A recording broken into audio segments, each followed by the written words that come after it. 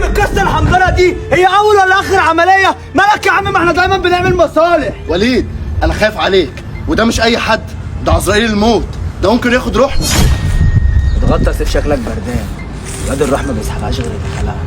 انت عايزنا نرجع تاني للفقر ولا ايه؟ عايزنا نرجع تاني نموت من الجوع ياد ولا ايه؟ مصلحه وجات لنا متقشره، ناخدهاش؟ ناخدها بس مش بعدها. ده وليد عبد الله خراب، بس ده بيطير الرقاب. المصلحه دي يا وليد احنا في غنى عنها. ياكش تكون مع هتلر نفسه. احنا اتحطينا اخويا والحطه للابطال، وانا بقى اخترت اكون بطل. وليد يا وليد كوريا فين سيبه؟ مصيبه؟ مصيبه ايه؟ ما تمسك نفسك كده يا وتثبت رجلك على الارض. في ايه يا عبد الله خراب اللي انت خدت منه الشنطه صدر المجد في الحوار. مجدي بيليا. وليه؟ انت بتفكر في ايه؟ بفكر كده ان بينها هتشتد والاثاره هتبقى في الحوالي ومرحب بالاثنين. فوقني كده يا مجدي، انت ناوي على ايه؟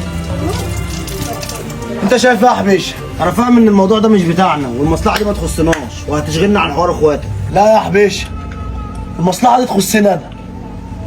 دي فيها بنت غلبانه اتحطت من اجلي، وانا قلت لك 100 مره ما ينفعش يبقى لنا نقطه ضعف، لازم تجري ورا مره يعني. حبيشه ما تجيبش سيرتها على لسانك، فاهم؟ ايه ده ايه ده ايه ده ايه ده؟ هي سحرت لك؟ لعبت في دماغك يا صاحبي؟ طب كمل.